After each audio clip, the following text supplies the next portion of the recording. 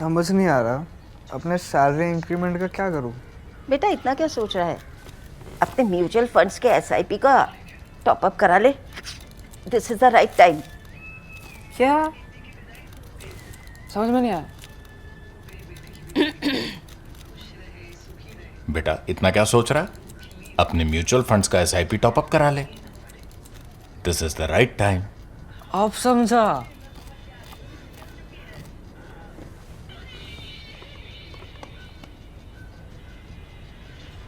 Mutual fund investments are subject to market risks. Read all scheme related documents carefully. Hello and welcome to ThePrint. This is Bidisha and you're watching Economics. Today we are talking about a policy success and a hidden cost that has been building underneath that success without most people noticing. Now here's the headline. India hit its 20% ethanol blending target a full year ahead of schedule. On the surface, that looks like a clean win. But look closely at what's actually going into that ethanol. And you'll find that India's energy story and India's food story have quietly become the same story. With El Nino potentially returning this year, that overlap matters greatly. So let's break this down properly. What ethanol blending is, what's changed in how we make it, why that change matters for the price of your dal, your roti, and how other countries have grappled with this exact tension and what the fix looks like. So first let's understand what is exactly ethanol blending and why did India do it? Ethanol blending means mixing ethanol, a plant-based alcohol fuel, into petrol. India's target was for 20% of every litre of petrol sold to be ethanol, with the remaining 80% fossil fuel petrol. This is often referred to as E20. Now the question is, why does this matter? Three primary reasons. Reason 1, it cuts crude oil imports. India imports the vast majority of its crude, so every litre of ethanol blended in is a litre of crude we didn't have to buy from abroad. Second reason, it gives farmers a new buyer for their crops and so an additional source of income. Third reason is it burns cleaner than pure petrol. On execution, this has been a genuine success. Blending production capacity, that is the country's ability to actually manufacture ethanol at scale, grew 18-fold over a decade. That is some serious industrial achievement. But how India got to this 20% matters just as much as the fact that it got there. And that how is where the food security question comes into the picture. This chart on your screen tracks India's food inflation, the food component of the Consumer Price Index or CPI, over roughly 28 months. It moves through three distinct phases. The first is the 2023 El Nino shock. Now let me first explain what El Nino is. El Nino is a periodic warming of the central Pacific Ocean that tends to disrupt India's monsoon. Less rain, weaker harvests, tighter food supply. In July 2023, food inflation surged past 11%. And for the rest of that year, it stayed 3 to 5 percentage points above the headline CPI. In plain terms, food was getting expensive faster than everything else. The second phase looked like a relief until October 2024 when food inflation spiked again to 10.87%. That second spike matters because it shows 2023 wasn't really an isolated event. It was a recurring climate-linked pattern in India's food economy. The third phase is the one worth pausing on. By October 2025, food inflation had fallen to minus 5.02%, outright deflation, prices actually declining.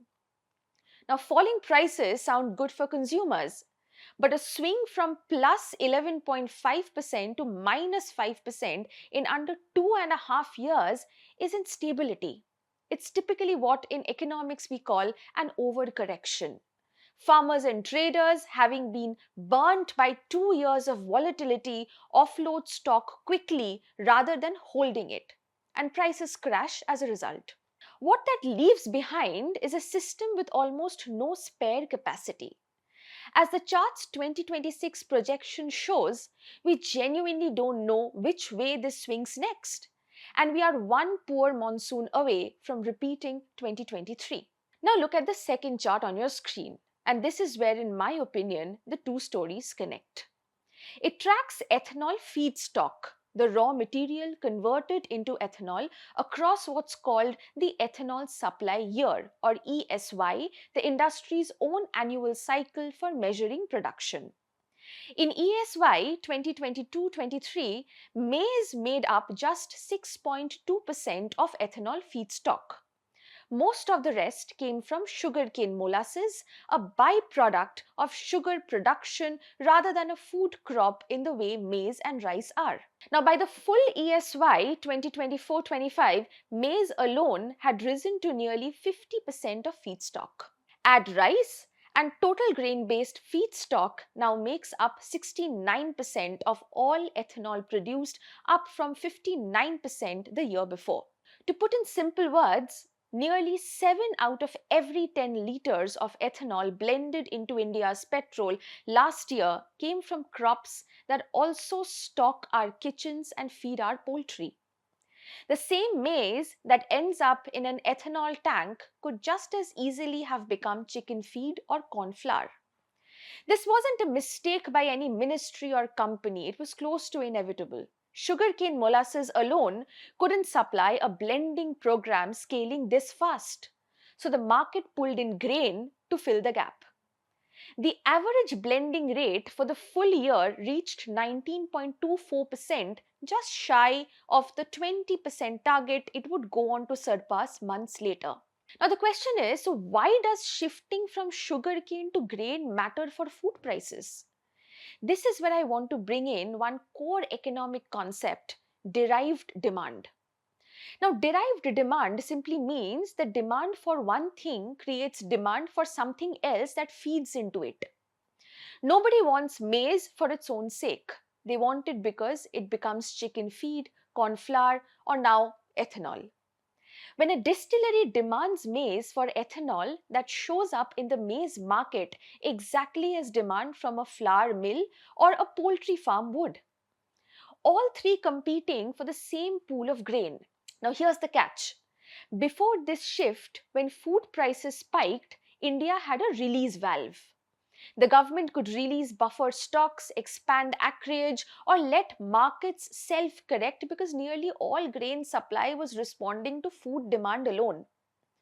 Today, a meaningful share of that grain is already pre-committed to ethanol distilleries through supply contracts before any food market price signal even reaches the farmer. Grain locked into a distillery's offtake contract is far less flexible, let's say far less elastic in economic terms, than grain sitting in a government buffer stock that can be released at will. Now, to be clear, this isn't anyone's fault. It's the natural friction of two genuinely good policies, energy security and farmer income support, drawing on the same shared resource at the same time. Recognizing that friction early is what good economic management would look like. Now let's pause here and look at how other countries have handled this situation, because India isn't the first country to run into something like this. Two examples are worth knowing because they show both ends of the spectrum. The United States is the cautionary case. It blends a large share of its corn crop into ethanol every year, primarily as E10, a 10% ethanol blend, with growing political pressure to expand to E15. Corn there plays the same dual role maize now plays in India.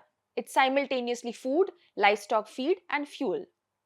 American economists and food industry groups have spent close to 2 decades debating what's called food versus fuel trade-off, essentially the same derived demand tension we discussed earlier. Because corn used for ethanol is corn that isn't feeding cattle, isn't feeding poultry or people. The debate hasn't been resolved so much as managed. It flares up whenever harvests are weak or global grain prices spike and quiets down when supply is abundant. Now, Brazil sits at the other end, and it's instructive precisely because it sidesteps the problem. Brazil is the world's other ethanol superpower, but its program runs almost entirely on sugarcane, not a staple food grain. Sugarcane in Brazil isn't a dietary staple the way maize and rice are in India. So, expanding ethanol production there doesn't directly compete with the dinner table in the way it does here. Brazil essentially solved the food versus fuel problem by choosing a feedstock that was never deeply embedded in the food security to begin with. Now, that contrast is exactly why this explainer's proposed fix matters. India's early ethanol program, built on sugarcane molasses, looked more like Brazil's model. The shift towards maize and rice over the past 2 years has pulled India's program closer to the American pattern, and with it, closer to the American dilemma. The way back isn't to abandon ethanol, but to follow Brazil's underlying logic. Source fuel from material that doesn't double as someone's dinner. That's exactly what second generation ethanol built from crop residue rather than grain is designed to do. So then the question now is, what's the fix?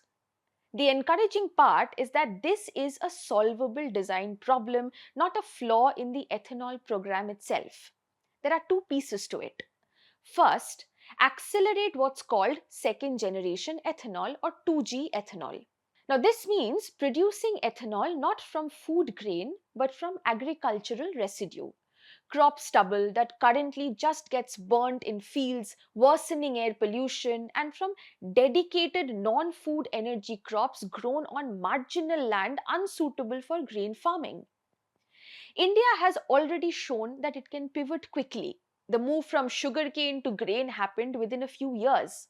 That same institutional capacity should now go toward residue-based ethanol paired with a temporary cap on grain-based feedstock that only loosens as 2G capacity comes online. Second, build in sequencing rather than retrenchment. A contingency mechanism similar to how India already manages export bans and buffer stock releases that temporarily eases grain-based ethanol procurement, specifically in years flagged as high El Nino risk. It costs almost nothing in a normal year and buys real insurance in a bad one. So here's the bottom line. India does not have to choose between fuel security and food security. They aren't actually rivals, despite how the data looks like right now. What India needs is to finish a diversification process it already knows how to execute, and to do it faster than the next El Nino event arrives. Get the sequencing right, and the 20% blending target stops being a hidden vulnerability sitting underneath our food system and becomes exactly what it was always meant to be: a sustainable advance on both fronts. Thank you for watching.